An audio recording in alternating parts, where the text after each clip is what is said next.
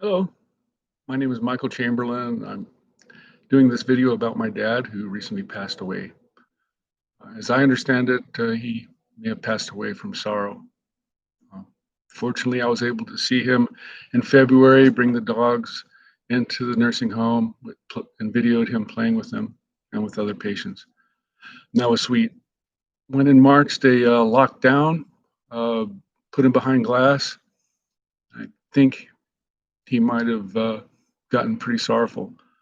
And maybe he thought he was being punished and didn't know why. That's one of the scourges of dementia. And dementia seems to affect the people who are the most brilliant more than other people.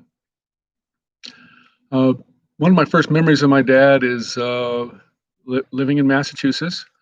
Uh, my mom was in traction in a hospital bed from having her second fused hip. Uh, Dad went off to Miyakojima and told me I was the man of the house, something I wasn't prepared for. And in hindsight, I think I would never say that to a kid, especially a kid with difficulties like me. Turns out I'm attention deficit disorder. I wasn't diagnosed that until the age of 40. I have dyslexia. Might have gotten that from my grandfather. Dyscalculia. I think I got that from my mother. It's pretty obvious.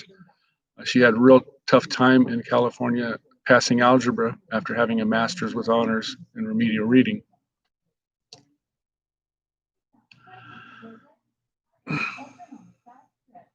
So in Massachusetts, I remember that we got a babysitter who was pretty low functioning.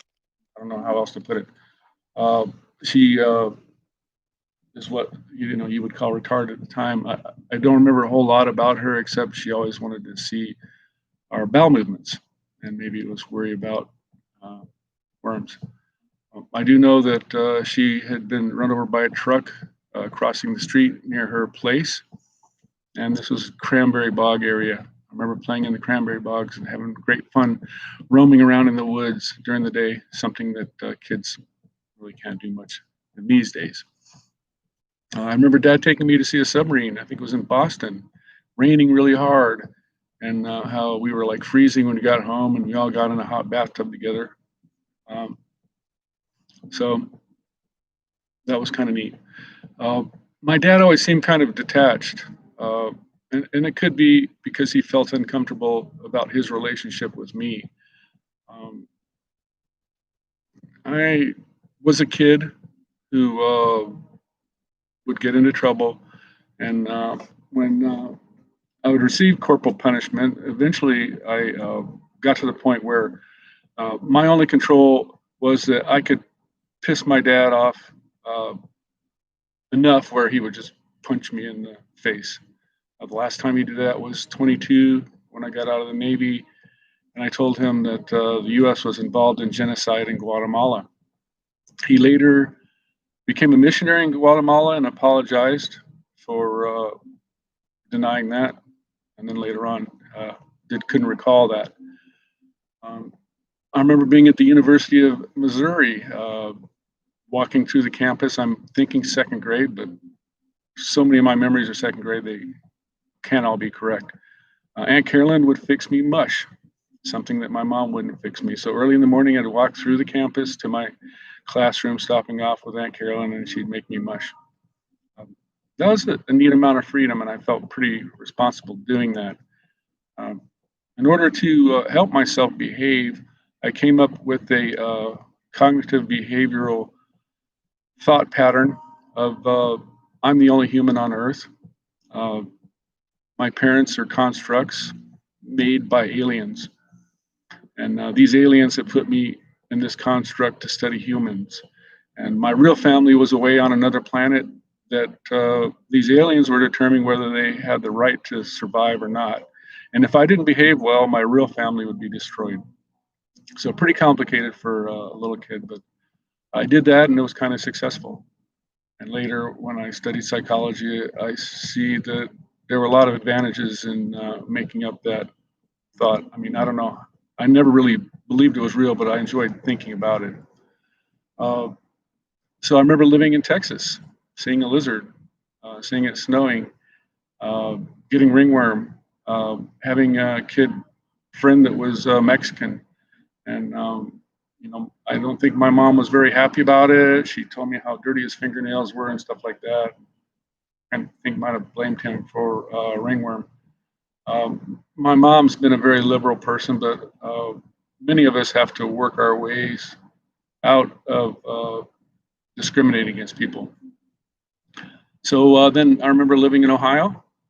Uh, Dad worked at a nuclear reactor there in a school, Air Force Institute of Technology, and for my Pinewood Derby car, he got me special reactor oil to oil my wheels. Uh, I also remember that sometimes mom would say, wait till your dad gets home. You guys are in trouble, and dad would get the belt out and start hitting us. And I do remember welts on my legs. I remember mom screaming, stop, stop, stop, and dad just, having a hard time stopping. You know, we were kind of running away. Now, those were different times. Basically, there weren't stimulant medication to help people that are ADD, and many of us know that to protect our children, especially kids with ADD, back then corporal punishment was one of them. Another thing that affects some minorities is corporal punishment is used to make kids afraid to do things that might get them killed with authority figures that are out of order. In Ohio, I also remember I had a teacher named Ms. Michler. Oh no, not Ohio. I was put in special education for a little while. Uh, they had us crawling down the hallways. Uh, we were on TV, and then in hindsight, I figured out that my mom had pulled me from special education, destroyed the records when we moved on to New York. Uh, now that I'm a teacher, I really wish my mother would have shared more about how sometimes teachers aren't the greatest people. Sometimes they try to rule a classroom with negativity, derision, finding target children to torture. We were hit Ohio. We would be pinched. I remember being hit on the head with books. And Mrs. Michler in Ohio would say, "No, that's New York. Oh, you remind me of my son, who I always felt sorry for." I also remember wanting to play with the girls because the boys were pretty mean, so I kind of played with the girls. Uh, I think that my actions are more on the feminine spectrum. Uh, my like almost any time I'm in a fight, I cry.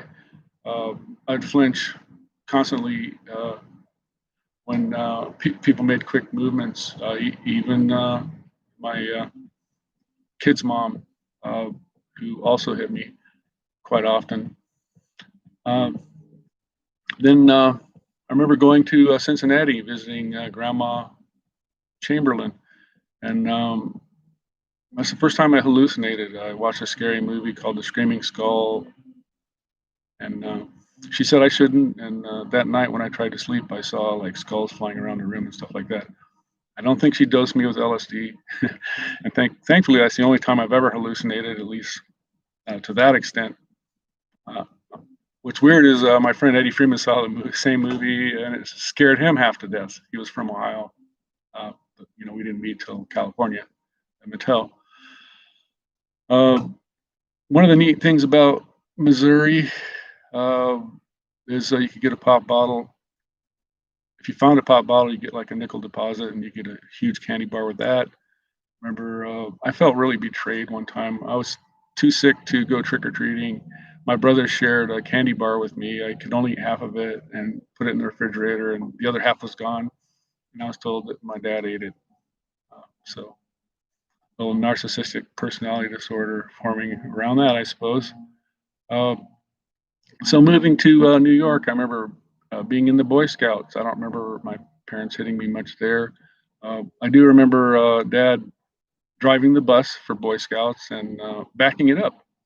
And General Mathis was following us, and his kids were sitting in the back of the bus. And instead of saying captain, like everybody else would address an officer in the Boy Scouts there, they kept saying Bruce, Bruce, and you're backing into my dad. And yeah, my dad did back into his nice red Mustang, and then Dad said, "Oh, he was following too close. He was like zigzagging through the forest." Um, so moving from New York to California was kind of an interesting thing. Well, we went up to Big Bear first to ski. It was December or January, I think 1972, 73, and maybe 71.